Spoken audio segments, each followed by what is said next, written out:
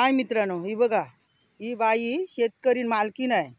पण आता हे गुरांसाठी सगळा चारा कापून नेते. हे बघा, सगळीकडे चारा कापून ठेवला नाही तिने. हे बघा, एकटी सगळं हे एवढा राडा उचलते हो.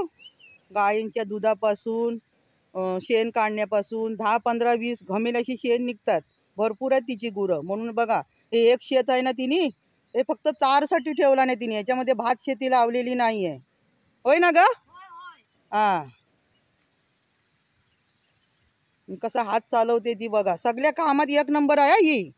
भात शेती तर मी तुम्हाला व्हिडिओ टाकला होता, कशी लावत होती भाताची शेती. बघितलं ना, कसं पाणी पण कसं लावत होती शेताला. एक नंबर आहे. आणि तिचा मांजरू पण आलाय तिला मदत करायला. पाठीमागे उभा आहे मांजर तिच्या. हे एक शेत आहे ना, एक काय 2 शेतं ठेवला नाही तिने. हे बघा, 2-4 शेतं ठेवलेत. ही तुझ्या वडिलांचं आहे काय ग? हा, मग हे तिच्या वडिलांचं शेत आहे, यांच्या शेताला लागून.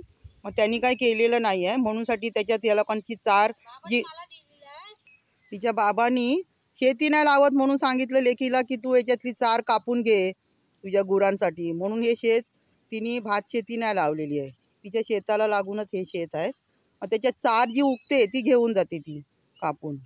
बाकी तिचा भात शेती बघा काय झाली आहे, भारी एकदम. हे बघा, ही बघा, भात शेती काय एकदम मस्त झालेली आहे, मोठी झाली आहे. आता काही दिवसातच तिच्यामध्ये लोंब्या तयार होतील भाताच्या. हे बघ,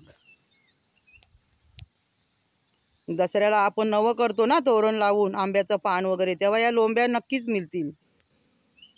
हे बघा, मस्त केला नाही भात शेत पण छान झालंय. हे बघा, हाय करते मला. झालं कापून? हा, आता ती बांधते वाटते. बोजा बांधेल एक एक वज आणि मग घेऊन जाईल. खूप मेहनती आहे ही बाई. आणि सड पातळ आहे ना, मग करते आपली फटाफट लावते. मेहनत केल्याशिवाय फल मिळत नाही ना. हे आमचं शेजारी बल्लारेश्वराचं मंदिर आहे.